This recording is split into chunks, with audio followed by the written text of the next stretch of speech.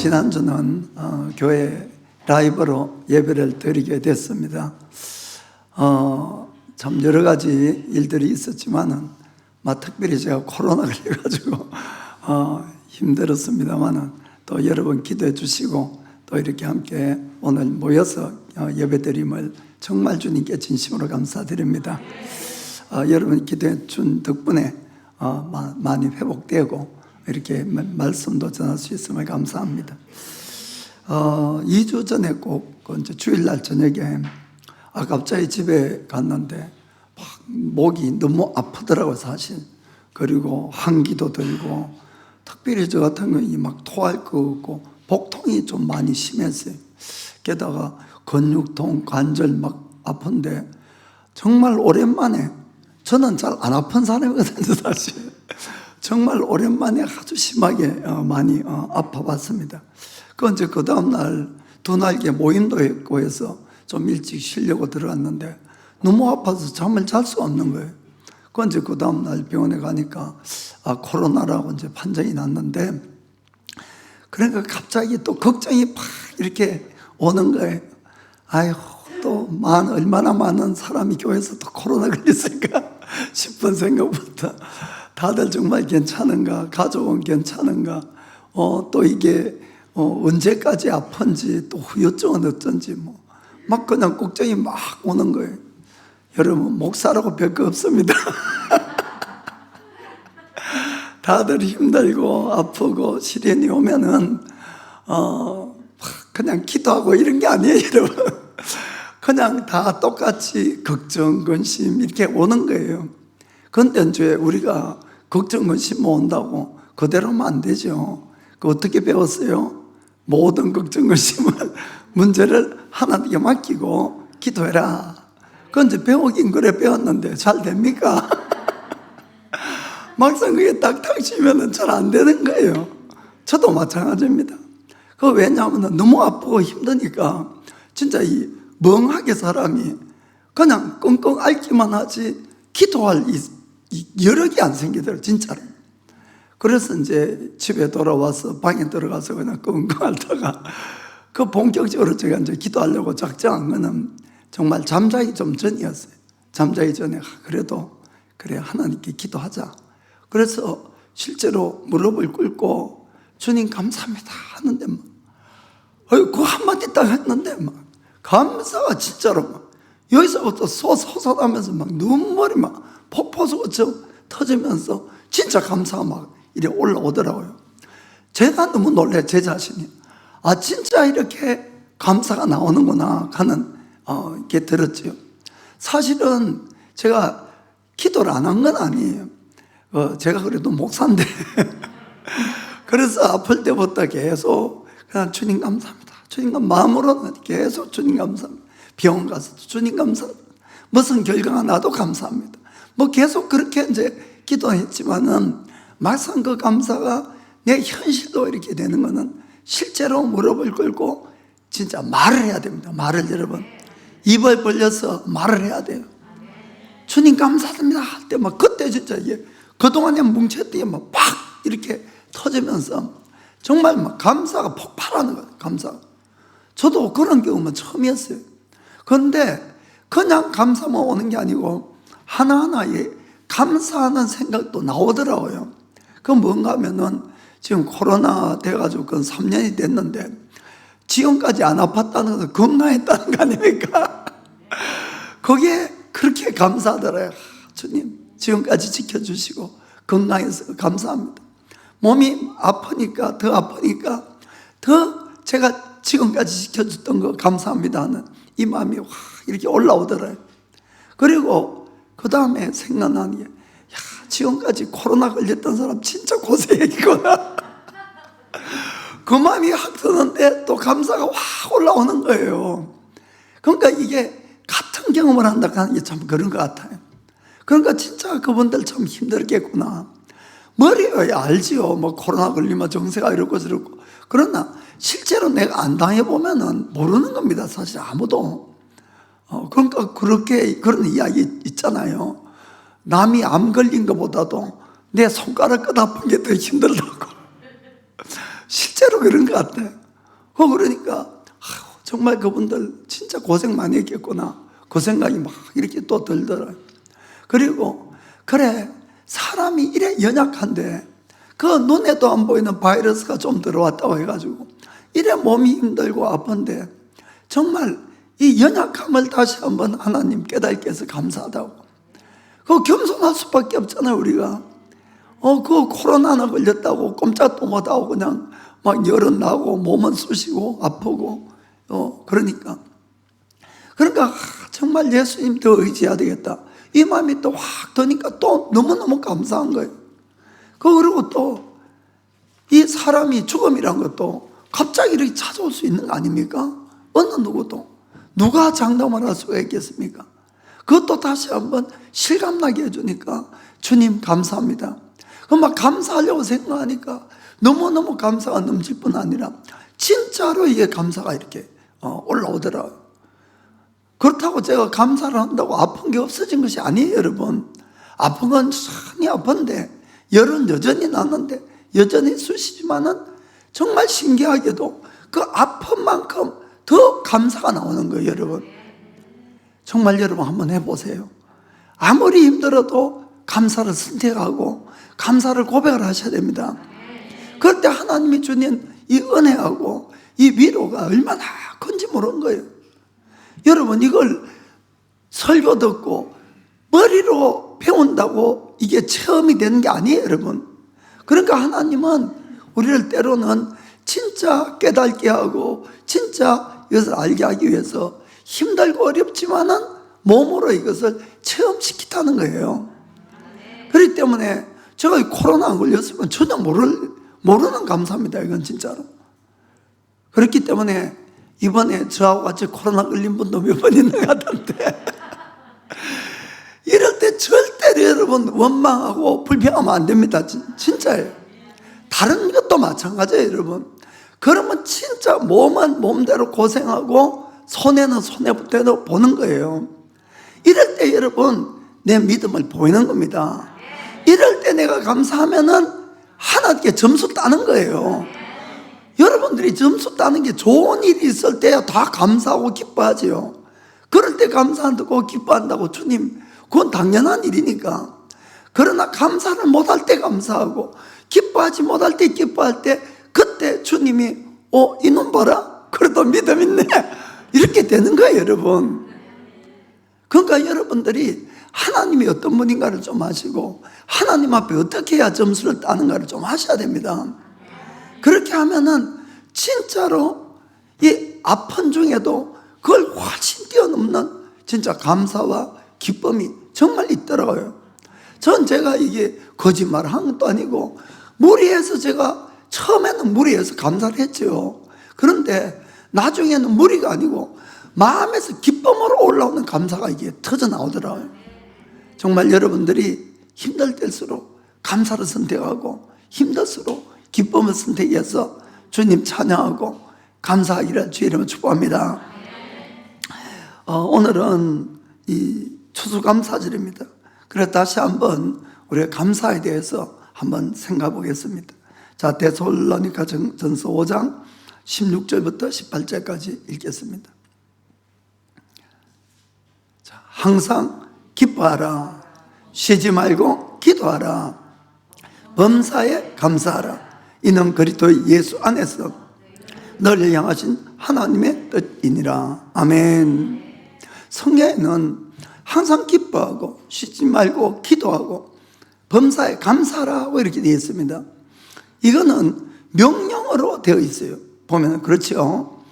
너희가 평편이 좋고 감사할 것이 있고 기뻐할 것이 있으니까 기뻐하고 감사하고 그런 것이 아니고, 또 너희가 힘들고 어려울 때는 좀 쉬었다가 그래 좋아지면 감사하라, 그것이 아니고, 힘들고 어려워도 우리는 뭘 선택해야 된다?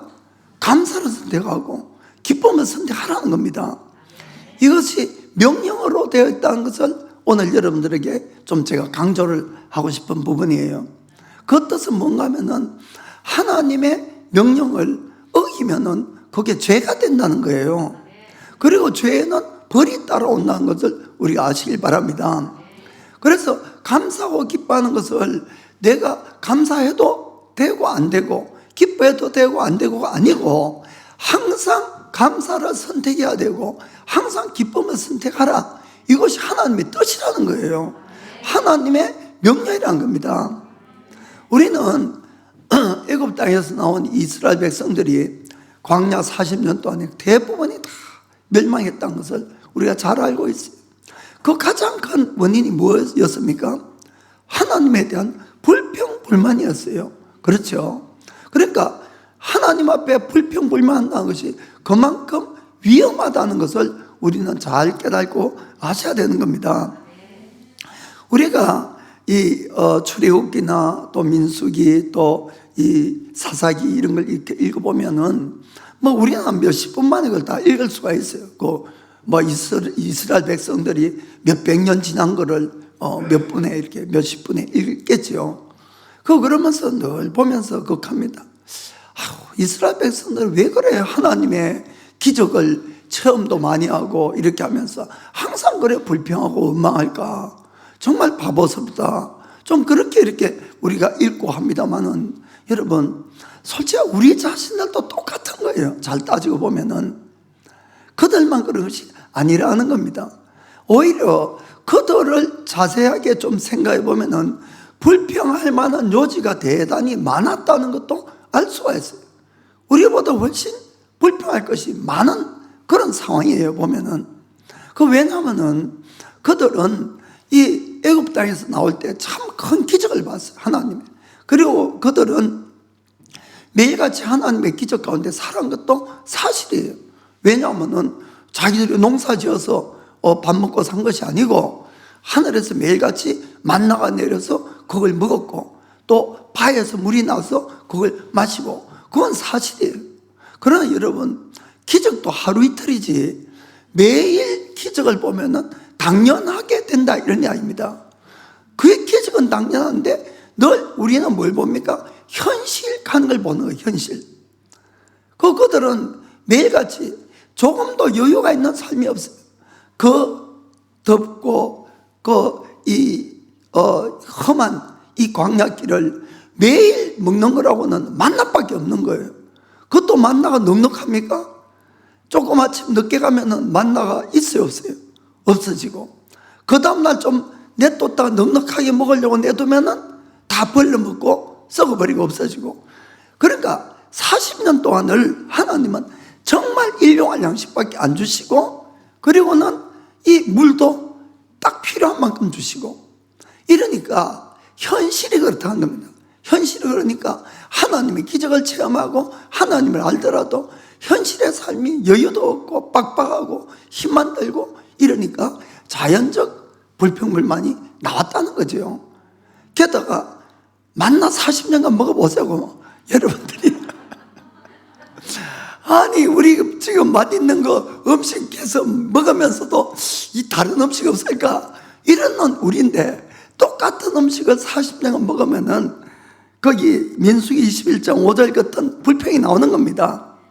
이게 이제 한 40년 정도 지났을 때쯤에 백성이 하나님과 모세를 향하여 원망하여 어찌하여 우리를 애굽에서 인도하여 올려서 이 광야에서 죽게 하는고 이곳에는 식물도 없고 물도 없다다. 우리 마음이 이 박한 식물을 싫어하노라 하매 이 박한 식물이 뭐겠습니까? 만나요, 만나. 40년 먹으니까 지긋지긋하다는 거예요. 여러분, 우리가 인간적으로 보면은 그들은 불평할 만했어요, 어떤 면에서. 그러나 하나님이 그래, 너들 사정 안다 이러신 것이 아니에요. 그에 대해서 하나님은 아주 진노하셨다는 것을 우리가 봐야 된다는 겁니다. 그 6절에 어떤 일이 일어납니까? 여호와께서 불뱀들을 백성 중에 보내요. 백성을 물게 하심으로 이스라엘 백성 중에 죽은 자가 많은지라. 아멘. 하나님이 진노하신 거예요. 왜 그렇습니까? 하나님 앞에 불평하고 지금 원망하는 모든 것은 하나님을 조금도 신뢰하지 않는다는 뜻이에요. 여러분. 그러니까 우리가 불평하고 원망한다는 이 모든 것은 주님에 대한 전혀 나의 불신앙을 나타내는 것이기 때문에 그것이 안 된다는 겁니다. 하나님은 이스라엘 백성들에게 아주 좋은 계획을 가지고 있었어요. 그들의 힘으로는 전혀 애굽 땅에서 이 노예에서 해방될 수가 없는 그런 상황에 하나님이 개입을 하셔서 애굽에 큰 재앙을 내리시고 홍해 바다를 가르치고 그들을 인도해 주신 거예요. 그리고 목적지가 어디입니까? 젖과 꿀이 흐르는 가나안 땅이었어요. 그렇죠? 그러면은 만약에 그들이 그것을 마음으로 믿는다면은 지금 내가 이 광야길이 힘들더라도 내가 들어가는 길은 젖과 꿀이 흐르는 가나안 땅으로 지금 인도하는 겁니다. 그러면 우리가 하나님을 원망해야 됩니까? 감사해야 됩니까? 감사해야 되는 거예요, 사실. 그럼에도 불구하고 계속해서 원망하고 불평을 하니까 벗어나질 못하네요. 이 광야에서. 그럼 결국은 다 죽게 됐다는 것을 우리는 정말 명심을 하셔야 되는 겁니다. 결국은 그들의 이 불평불만, 그 불신앙으로 말미암아 애굽 땅에서 나올 때 20살 이상의 남자들이 60만 명이었어요. 60만 명. 그 60만 명이 결국은 40년 지났을 때에 광야에서 다 죽고 여호수아와 갈렙 후다 두 사람만 이 가나안 땅에 들어갔다는 것은 우리는 정말 명심하셔야 되는 겁니다. 왜냐하면은 만약에 우리가 오늘날 삶 속에서 힘들고 어려움들이 생긴다고 그때마다 불평하고 원망하면은 우리도 이 이스라엘 백성하고 똑같은 운명에 처한다는 거예요, 여러분. 왜냐하면은 여러분, 하나님은 우리를 위해서 우리가 이 세상과 죄와 또 원수 마귀로부터 우리를 해방시켜 준 거예요. 아십니까? 예수님의 보혈로 말미암아 우리의 죄를 사해 주시고 우리를 정말 구원해 주신 것이에요. 하나님의 자녀로 삼아 주신 거예요. 그리고 우리의 목적지도 분명합니다. 어디입니까? 바로 천국이에요. 천국. 천국을 향해서 오늘도 우리를 인도하고 계시는 겁니다. 그러면은 지금 우리가 신앙생활하고 있는 이 땅은 광야와 똑같은 거예요. 성경에 그렇게 적혀 있거든요. 그러면은 우리가 이스라엘 백성하고 똑같은 입장에 있는데 그들이 원망하고 불평하는 건 안 되고 우리가 원망하고 불평하는 건 괜찮지 않는 이야기입니다.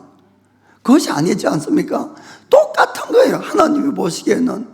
하나님은 지금 우리를 향해서 좋은 계획을 가지시고 좋은 길로 인도하고 있음에도 불구하고 이 땅은 광야이기 때문에 어차피 어려운 일이 많이 일어나는 거예요, 여러분. 쉽게 평탄하게 가지는 않는다는 겁니다. 그런데 그럴 때마다 불평하고 원망하면은 이스라엘 백성이나 우리나 마찬가지라는 것을 여러분이 명심을 하셔야 됩니다. 그래서 정말로 하나님의 인도하심을 믿는다면은, 하나님의 구원을 믿는다면은 우리는 힘들고 어렵지만은 언제라도 주님을 찬양해야 되는 거예요. 주님께 감사해야 되는 겁니다. 그것이 바로 나의 믿음을 올바르게 나타내던 표라는 것을 꼭 알기를 축복합니다. 그래서 감사하라는 것은 하나님의 명령으로 이렇게 되어 있는 겁니다. 우리가 혹시 지금까지 불평하고 원망한 것들 있으면 정말 그 회개하셔야 됩니다. 왜냐하면 우리가 명령을 어겼기 때문에 회개하시고 정말 우리가 어떤 때라도 감사를 하면은 놀라운 일이 사실 일어난다는 것을 꼭 믿기를 축복합니다. 먼저는 감사할 때에 이 어둠에 이 묶인 세력들이 떠나간다는 것을 우리가 명심해야 됩니다. 실제로 우리의 삶 속에 힘들고 어려운 문제가 생기면은 누구라도 감정적으로는 걱정과 근심이 일어나요. 그리고 왜 하필이면은 그 일이 나에게 일어났을까? 그런 불평, 원망이 일어나는 것은 이건 당연한 거예요. 감정적으로는. 그리고 그것이 만약에 병이면은 나을 때까지 계속 아파야 되는 거예요, 사실. 뭐 내가 감사한다고 금방 없어진 게 아니지 않습니까? 계속 아프고. 이게 또 경제적인 문제나 인간관계적인 문제 같으면 정말 해결될 때까지 얼마나 절망스럽고 얼마나 힘든 시간들을 우리가 보내야 됩니까? 그러면은 당연히 우리 속에는 부정적인 그런 감정이 올라오게 되어 있어요.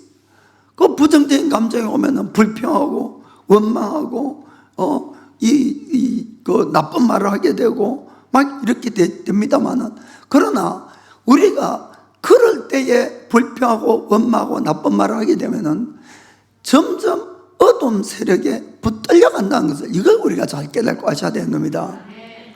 그래 야고보서 3장 14절에서 16절 보겠습니다. 그러나 너희 마음속에 독한 시기와 다툼이 있으면 자랑하지 말라. 진리를 거스려 거짓하지 말라. 이러한 지혜는 위로부터 내려온 것이 아니고 세상적이고 정욕적이고 마귀적이니 시기와 다툼이 있는 곳에는 요란과 모든 악한 일이 있음이니라. 자, 디모데후서 1장 7절에 하나님이 우리에게 주신 것은 두려워하는 마음이 아니요 오직 능력과 사랑과 근신하는 마음이니. 아멘. 이 두려워하는 마음과는 영을 이야기하면 두려워하는 영이 아니다. 그러니까 우리가 원망하고 시기하고 다투고 막 이렇게 하면은 그 뒤에는 이 두려움의 영, 악한 영들이 기뻐하고 악한 영들이 활동하도록 이렇게 만든다는 것을 우리가 정말 잘 아셔야 되는 겁니다. 그러니까 묶임이 풀어주는 것이 아니고 점점 힘들어진다는 것을 아셔야 돼요. 정말 우리 인생은 내가 전혀 원치 않아도 우리에게 이 마음에 안 드는 일들이 일어나고 화날 일도 일어나고 미워할 일도 끊임없이 일어나는 겁니다. 여러분, 이 가족에도 그렇고 또 교회 안에도 그렇고 회사 가도 그런 일이 일어나는 거예요. 그런데 그럴 때마다 우리가 불평하고 원망하고 욕하고 막 이렇게 하면은 여러분 솔직히 마귀에게 그때마다 지는 거예요. 우리가 이제 좀 철이 들고 믿음이 좀 생겼으면은 정말 우리의 실험은 혈과 육의 실험이 아니다, 이걸 믿어야 되는 거예요. 우리의 실험은 정말 이 정사와 권세와 이 어둠의 세상 주관자와 하늘의 있는 악한 영들에 대한 영적 싸움이라는 것을 정말 마음에 믿어야 되는 겁니다. 그걸 인식하고 거기에서 싸워서 이겨야 되는 거지, 늘 눈앞에 보이는 현상만 붙들고 늘 화내고 뭐하고 하면 이건 뭐 아직 어린아이 중에 어린아이인 겁니다. 절대로 그러면 승리가 안 된다는 것을 여러분 아시길 바랍니다. 마귀는 도둑질에 도둑놈의 도둑, 성경에 있는 대로. 그래서 늘 우리의 모든 행복함과 삶을 훔치고 죽이고 멸망시키려고 첫 번째 하는 것이 늘 우리의 감정을 끌고 가지고 우리 입에서 부정적인 말이 나오도록 만드는 겁니다. 부정적인 말이 탁 나오면은 그때부터 마귀가 탁 밥이 돼가지고 그거 되는 거예요. 그러니까 제가 이번에 참 느낀 게 뭔가 하면은 마음속으로 기도를 하는 것도 내 마음을 지키고 참 중요하지만 입술로 실제로 감사를 고백할 때 그때 놀라운 일이 일어나는 걸 진짜 느낀 거예요. 그래서 여러분들이 정말 이 입을 지켜야 됩니다. 입을. 여기서 내 부정적인 말이 나왔다, 불평불만이 나왔다 하면 진 거예요. 여러분 그때는. 그럼 바로 회개하시고 다시 한번 그냥 무조건 감사합니다, 무조건 감사합니다, 이렇게 자꾸 고백을 해야지 승리할 수 있다는 걸 믿으시길 바랍니다. 그 성경에는 우리가 감사할 때 이 하나님의 문이 열린다고 되어 있어요. 찬양할 때 하나님의 이 궁전 속으로 들어간다고 되어 있습니다. 자, 시편 100편 1절부터 3절 보겠습니다. 온 땅이여 여호와께 즐거이 부를지어다. 기쁨으로 여호와를 섬기며 노래하면서 그 앞에 나아갈지어다. 여호와가 우리 하나님이신 줄 너희는 알지어다. 그는 우리를 지으신 자시요 우리는 그의 것이니 그의 백성이요 그의 기르시는 양이로다. 자, 그 4절 같이 감사함으로 그 문에 들어가며 찬송함으로 그 궁정에 들어가서 그에게 감사하며 그 이름을 송축할지어다. 아멘. 우리가 감사할 때 하나님의 문 안으로 들어가고 찬양할 때 하나님의 궁정 안으로 들어갈 수 있다는 것을 꼭 믿으시기를 축복합니다. 그래서 우리가 힘들고 어렵기 때문에 더 찬양하고 더 감사해야 되는 거예요. 그래야 하늘 문이 열리지. 그래야 주님이 이 땅에 오셔서 역사할 수가 있다는 겁니다. 정말 우리 인생이 하나님의 손에 달렸음을 믿어야 돼요. 여러분, 힘들고 어려울 때마다 저는 늘 그래요. 하나님 내 머리카락도 다 헤아리고 계시는데, 성경에는 이야기했죠. 우리의 머리카락에도 번호를 다 매겨서 관리한다고 되어 있어요, 여러분. 아멘. 그러니까 그런 하나님이 나에게 지금 일어난 이 불행한 일, 힘든 일, 어려운 일을 모를 리가 없다는 걸 믿으셔야 된다는 겁니다. 그리고 하나님을 사랑하는 자들에게 일어나는 모든 일이 합력해서 마지막에는 선을 이룬다. 아멘. 그 말씀도 믿으셔야 되는 거예요. 그러면 우리가 그 말씀을 믿고 고백하면서 감사를 선택해야 된다는 겁니다. 기쁨을 선택해야 되는 거예요. 내가 꼭 기뻐서 기뻐하고 감사해서가 아니고, 그게 바로 하늘문을 여는 비결이기 때문에 우리가 그렇게 해야 되는 걸 믿으시길 바랍니다. 그저께 금요일 날 이전도사가 찬양에 대해서 메시지를 했습니다. 그때도 이 바울과 실라에 대한 이야기를 했는데 오늘도 좀 하겠습니다. 이 바울과 실라가 성령님의 인도하심을 따라서 유럽의 이제 첫 관문인 빌립보 지방에 가서 이 복음을 전했어요. 그때 이제 점치는 여자 종이 있어서 그 여종에게서 이 귀신을 쫓아낸 것 때문에 이 소송을 당하고 결국 심하게 매를 맞고 이 손발에 이 족쇄를 채워가지고 깊은 감옥에 이렇게 감금되는 그런 일이 벌어졌습니다. 사랑하는 성도 여러분, 우리가 하나님의 일을 열심히 잘하고 좋은 일을 많이 하기 때문에 하나님이 우리를 다 지켜주신다고 이렇게 생각하시면은 이 착각이에요, 여러분. 그거는. 왜냐하면은 마귀가 누굴 제일 노릴까요? 마귀가. 여러분은 뭐 마귀가 아니지만은 여러분이 마귀를 하면은 제일 노리는 것이 하나님의 일 제일 열심히 하는 사람, 그거 노리는 거예요, 여러분. 그 사람만 넘어뜨리면 되니까. 이해가 되십니까? 그러니까 이 마귀는 오히려 그런 사람들을 집중적으로 노리는 거예요. 막 그렇다고 오늘부터 무서워서 하나님이 하면 안 한다든지 이러면 안 되고, 그 끝까지 들어보세요, 끝까지. 그런데 마귀는 진짜로 하나님의 일을 열심히 하면 할수록 더 노리고 달라드는 건 이건 사실이에요, 여러분. 그러나 이때에 중요한 것이 불평하고 원망하면은 진짜 마귀에게 딱 잡힌다는 거예요. 그때는 우리의 싸움은 이 혈과 육의 싸움이 아니기 때문에 사도 바울은 그걸 잘 알고 있었던 거예요. 하나님이 개입을 해서 싸워야만이 모든 걸 승리할 수 있다는 것을 알았어요. 현실적으로는 얼마나 암담합니까? 이방 나라에 가가지고 갑자기 귀신 쫓아냈다고 매 맞고 그냥 이 옥에 갇혔어요. 그때는 뭐 법도 제대로 없기 때문에 언제 나올지 알 수가 없잖아요.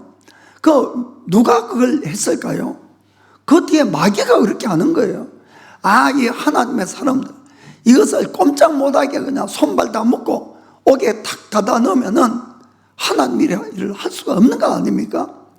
그러니까 마귀가 쫓겨나가서 그 주위에 있는 그 간원들이나 이런 사람 마음에 들어가가지고 주인 마음에 들어가서 소송하게 하고 그렇게 딱 만들어버린 거예요.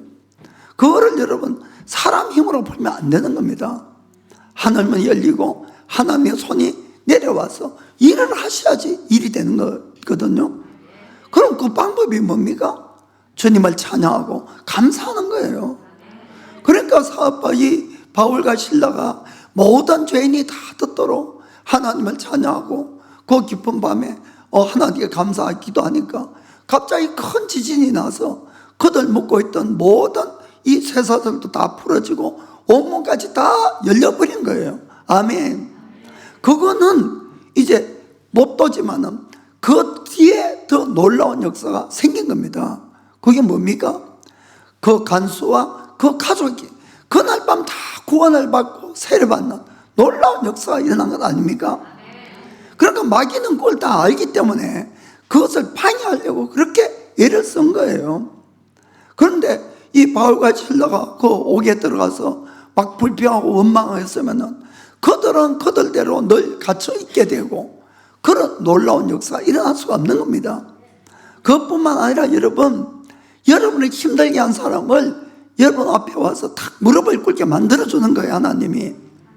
이 바울과 실라를 매질하고 옥에 넣으라고 한 그 상관들, 관원들이 어떻게 하는가 하면은 바울 앞에 와서 용서해달라고 하고 그렇게 하는 거예요.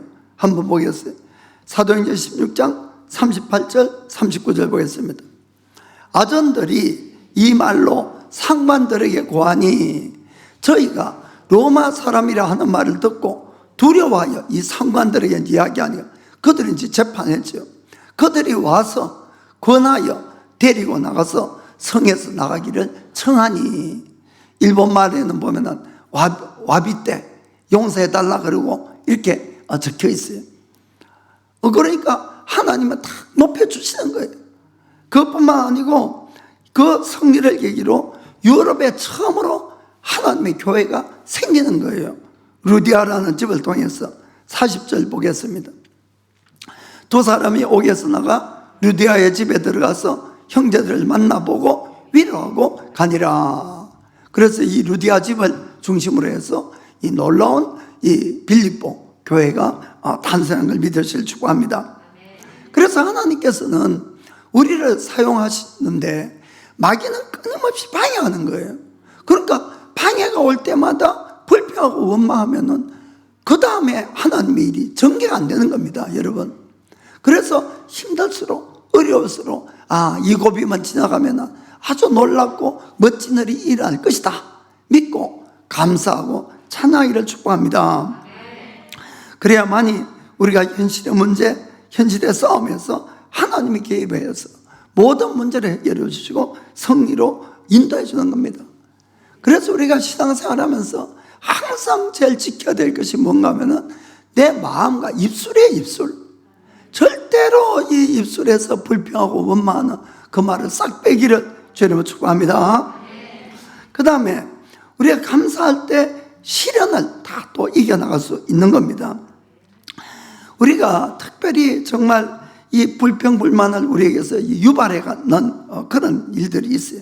그건 뭔가 하면은 그냥 우연한 뭐 사고나 그 나쁜 일이나 불행한 일 이런 것이 아니고 이 다른 사람 때문에 누가 개입을 해서 자기에게 아주 큰 피해가 있게 되고 아주 심각한 손해를 입었을 경우에는 정말 이 의도적으로 나쁜 일을 한 그 사람을 좀처럼 용서하기가 어려운 거예요, 솔직히 아니하기로.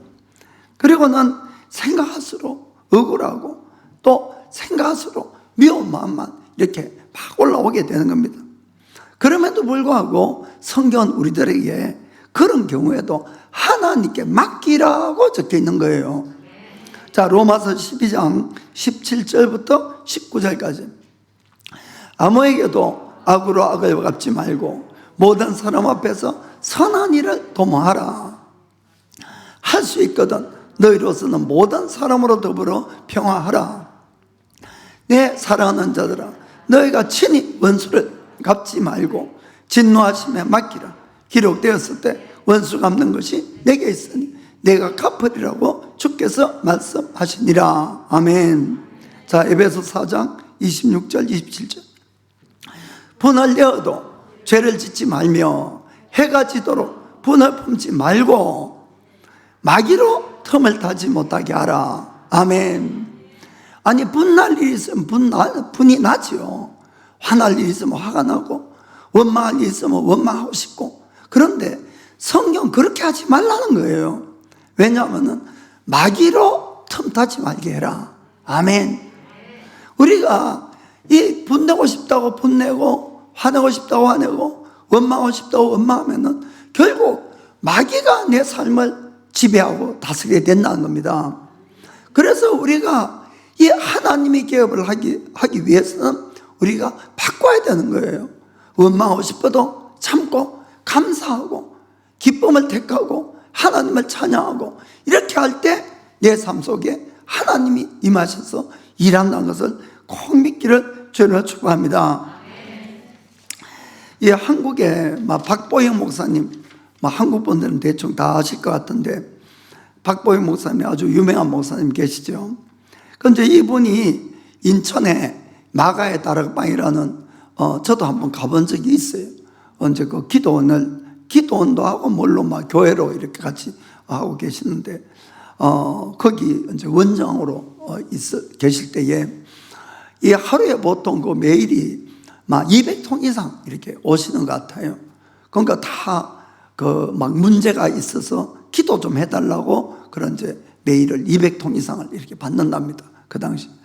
그러면은 그 목사님이 그걸 보시고 되도록이면 한 사람 한 사람 그 기도 제목에 따라서 계속 이렇게 기도를 해 주시는 것 같더라고요.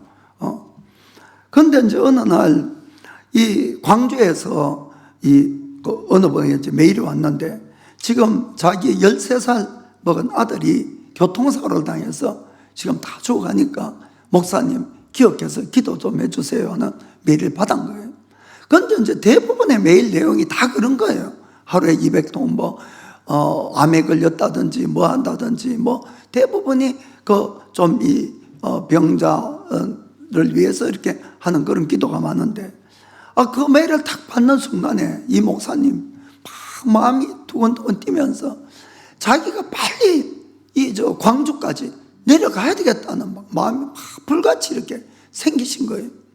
그런데 그 이제 기도원은 목요일 날 이제 모여서 저녁에 이제 또 주일도 물론 드리지만은 목요일 날 예배가 있는데 그날 이제 목사님이 설교시고 이런데도 그냥 자기가 막 광주를 가야 될 것 같아가지고 그래서 이제 목사님이 다른 분에게 이제 부탁을 하고 광주까지 간 거예요, 여러분.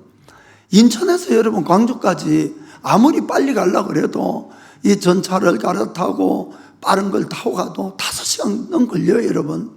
뭐 역에 가고 또 열차 시간도 있고 이러니까. 그런데도 이 목사님이 그 5시간 걸리는 거리로 갔어요. 이제 광주의 어느 대학병원에 이제 입원해 있던 걸 이제 거기 듣고는 이제 또 역에서 내려서 택시 타고 그 병원에 이제 가서 그 부모한테 연락을 하니까 부모가 깜짝 놀라서 이제 내려오셔가지고는 이 목사님을 거기 그 ICU가 집중치료실 거기 이제 입원해 있는 아들로 데리고 왔어. 보니까 이 사고가 어떻게 났는가 하면 아침에 아가 자전거를 타고 학교를 가는데 뒤에서 이 젊은 대학생 애가 차로 받아가지고는 이 머리부터 이제 떨어진 거예요. 그래서 머리를 크게 다쳐가지고 이 뇌 수술하려고 뇌를 또 열었는데 그런 경우 저도 실제로 봤어요. 갑자기 이제 뇌가 확 커진 거예요. 커지니까 이거를 닫을 수가 없는 거예요. 그리고 막 얼굴도 막 그런 경우에 보통 사람 얼굴보다 배 정도 커요, 진짜로. 막 얼굴이 이렇게 부어가지고. 그러니까 이게 안 닦이니까 그냥 붕대로 칙칙 이렇게 가만 막 그런 그 비참한 상태로 있었어요. 그런데 이 사고 낸 그놈은 하도 난폭하게 평소에도 운전을 해가지고 마을 사람들이 안전운전하라고 핏개 떨고 그 집에까지 가서 막 항의하고 그런 인간이었던 것 같아요. 그런데 자기가 그렇게 사고를 내놓고도 와서 미안하다는 사과 한마디 안 하고 병원에는 전화를 해가지고 애 죽었어요, 안 죽었어요? 이래 묻는다는 거예요. 왜냐하면은 사고 내가지고 뭐 그래도 생존 일수에 따라서 또 이 형량이 달라진다네. 그러니까 자기만 관심 있는 그런 인간인 거예요. 그러니까 이 부모들도 얼마나 괘씸하고 정말 억울하고 막 정말 때려 죽이고 싶은 막 그런 마음이 이제 있었겠죠. 그래 아무튼 사고가 이제 그래 났는데 이 목사님이 그 아이를 보니까 이제 중학교 2학년 13살짜리예요. 얼마나 불쌍한지 그 이 아이를 안고 하염없이 울면서 이제 하나님께 막 간절하게 기도를 한 거예요. 주님, 저는 이 아이를 모르지만은 주님이 아시고 저를 인천에서부터 이 광주까지 보내서 제가 와서 이 아이를 위해서 기도하지만은 하나님, 제가 무슨 힘이 있습니까? 저는 순종해서 이곳까지 왔으니까 이제 주님의 역사해달라고 막 울면서 이제 열심히 기도를 한 거예요. 그런데 이제 한참 기도를 하고 있는데 그 옆에서 이제 그 부모님들이 목사님, 근데 저희 부부는 지금 너무너무 하나님께 감사하고 있어요. 이러는 거예요. 여러분, 얼마나 놀라운 이야기예요. 아들이 교통사고로 지금 죽어가고 있는데 하나님 앞에 너무너무 감사하다고 이렇게 이야기를 하는 거예요. 그러면서 이 하는 이야기가, 정말 이 아이는 우리 외아들인데 정말 착한 아이였어요. 교회도 열심히 잘 다니고. 그리고 그 이제 감사한 이유를 여러 가지 설명을 하는데, 먼저는 13년 동안 이 아이가 저희들의 정말 많은 기쁨과 행복을 준 것이 너무너무 주님께 감사해요. 그리고 사고 났을 때에 바로 이 아이가 적사하지 않고 5일 동안 그래도 살게 되어서 우리가 이 아이를 천국 보낼 수 있는 마음의 준비하고 일을 할 수 있도록 만들어주신 주님께 감사해요. 그리고 무엇보다도 하나님 앞에 감사한 것은, 저희는 이 아이가 분명히 천국에 들어갈 수 있는 확정을 우리에게 주심을 너무너무 감사해요라고 이렇게 고백을 한 거예요. 그 실제로는 이 소년의 이 부모님들이 사고가 난 다음에 너무 슬프고 너무 절망에 떨어진 거예요. 그러다가 조금 정신을 차리고 보니까 도저히 아이는 살 가망은 없는 거예요. 이제 살 가망은 없는데, 가장 중요한 것이 뭡니까? 영생이잖아요. 영생. 정말 이 부모님들이 믿음 있는 분들이었어요. 영생인데 이 아이가 교회는 잘 다녔지만은 정말 이 아이가 진짜 천국을 갈지 안 갈지는 모르는 거예요 지금. 그래서 다시 한번 이 아이에게 복음을 전하고 싶은데, 이 아이가 완전 뇌가 고장이 나서 지금 수술을 한 상태이기 때문에 아무 의식도 없고 이 상태로 죽는데, 복음을 다시 한번 정확하게 전하고 예수님 믿는다고 확답을 받고 이러고 싶은데 이게 안 되는 거예요, 문제는. 그래서 이분들이 기도를 하다가 이런 기도를 한 거예요.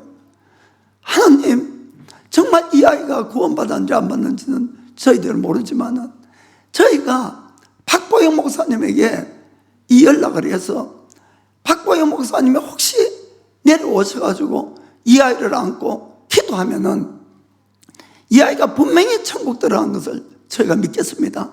이 기도를 하셨다는 거예요. 그래서 실제로 목사님이 오셔서 이 아이를 위해서 지금 기도하셨는데 우리가 어찌하니 기뻐할 수가 있겠냐고. 이 아이가 분명히 하나님의 우리의 기도를 들으시고 분명히 천국 가는 걸 아는데 어찌 우리가 안 기쁠 수가 있냐고. 여러분, 정말 이게 저는 진짜 믿음 같아요. 정말 우리가 이 천국을 분명히 들어갈 수 있다면 그걸로 기뻐해야 되지 않겠습니까? 이 목사님도 너무 감격해서 이 목사님 와서 기도해서 살려달라는 것이 아니었어요. 무슨 말이 아시겠습니까? 이 목사님도 그래서 하나님이 그 수많은 메일, 하루에도 200통씩 오는 이 메일 중에 그 메일을 딱 봤을 때 다른 메일과 다 똑같은 평범한 메일이었지만 그렇게 하나님이 등을 떠밀려서 보내셨다는 것을 깨닫게 된 거예요. 사랑하는 성도 여러분, 하나님은 정말 신실한 분이세요. 우리에게 일어나는 모든 일 절대로 모를 리가 없다는 것을 정말 꼭 아시길 바랍니다. 우리가 아무리 힘들고 어렵더라도 정말 주님을 신뢰하고 감사함으로 기도하면 반드시 주님이 우리의 평강 가운데 인도해 주시는 겁니다. 아까도 말씀드렸지만은 우리의 일어나는 모든 일 하나님 다 알고 계시는 거예요. 모르고 일어나는 일은 없어요. 그럼에도 불구하고 어떤 일은 참 힘든 일이 있어요. 우리 인간 세상 속에서 힘들고 어렵고 죽을 것 같고 이해가 안 되고 절망스럽고, 그러나 그럼에도 불구하고 성경은 우리에게 어떻게 말씀하고 있는가를 보겠습니다. 빌립보서 4장 6절 보겠어요. 아무것도 염려하지 말고 오직 모든 일에 기도와 간구로 너희 구할 것을 감사함으로 하나님께 아뢰라. 아멘. 오직 모든 일은 우리가 이해 안 되는 것, 죽을 것 같은 것, 절망스러운 것, 그것도 다 들어가 있는 거예요. 그것도 다 그 모든 일에. 그런데 그런 일이 생겼을 때 어떻게 하라? 아무것도 염려하지 말고 기도하라는 거예요. 그런데 여기 조건이 있는 걸 보시길 바랍니다. 무엇으로? 감사함으로 아멘. 감사함으로 기도하는 거예요. 그냥 막 원망하며 기도하지 마시고 불평하며 기도하지 마시고 감사함으로 기도하는 거예요. 그것이 하나님이 우리에게 준 명령이라는 걸 아시길 바랍니다. 우리는 늘 나쁘고 안 좋은 것을 결과를 땡겨서 걱정 근심하면서 늘 이렇게 생각할 때가 많아요. 기도도 해보지도 않고 감사하며 기도도 안 해보고 안 될 거라고 이렇게 하지만은 여러분 그건 아닙니다. 하나님이 성경에서 너희가 어떠한 일이라도 걱정 근심하지 말고 감사함으로 기도하라 그러면은 우리가 오늘부터 그 명령에 순종해야 될 줄 믿습니다. 딴 생각하며 기도하지 마시고 정말 감사하면서 기도해 보시기 바랍니다. 감사하면서 기도해 보고 그 다음에 일어난 결과로 우리가 그것을 받아들이길 원합니다. 그러면 주님은 이 7절에 분명히 이렇게 약속하고 계십니다. 그리하면 모든 지각에 뛰어난 하나님의 평강이 그리스도 예수 안에서 너희 마음과 생각을 지키시리라. 아멘. 놀라운 평강으로 우리를 지켜주신다고 분명히 약속하고 있는 겁니다. 여러분 하나님의 평강이 우리의 심령에 임하면은 내가 걱정하고 싶어도 걱정이 안 돼요. 여러분 저는 많이 경험해 봤어요. 이런 경우를 정말 여러분 오늘부터 우리가 좀 생각을 바꾸셔야 됩니다. 감사한 것, 우리가 기뻐하는 것, 기도하는 것 명령이라는 걸 아시기 바랍니다. 그래서 감사하면 기뻐하셔야 되는 거예요. 감사하면서 기도해야 되는 거예요. 그냥 막 불평하고 원망하고 짜증내고 이렇게 기도하면 안 됩니다. 여러분 감사하면서 반드시 하나님께서 좋게 할 줄 믿는다고, 반드시 합력해서 선을 줄 믿는다고, 반드시 구원해 줄 줄 믿는다고, 그렇게 감사하면서 우리가 기도할 때 정말 하늘 문이 열리고 놀라운 일들이 우리가 일어날 줄 믿습니다. 그래서 오늘부터 무엇보다 작은 일부터 감사합시다. 감사가 안 될 때도 감사를 선택해서 감사합시다. 그럼 반드시 점점 우리의 삶이 감사로 반드시 넘치게 될 줄 믿습니다. 설교의 왕자라는 스폴전 목사님은 이 촛불을 보고, 촛불의 빛을 보고 감사하는 자에게 하나님은 별빛을 주시고, 별빛을 보고 감사하는 자에게 하나님은 달빛을 주시고, 달빛을 보고 감사하는 자에게 하나님은 햇볕을 주시고, 햇볕을 보고 감사하는 자에게는 하나님은 햇볕도 달빛도 필요 없는 천국의 빛으로 가득 채워준다고 말씀하셨습니다. 정말 우리가 작은 일부터 감사하는 우리가 되기를 축복합니다. 자, 기도하겠습니다.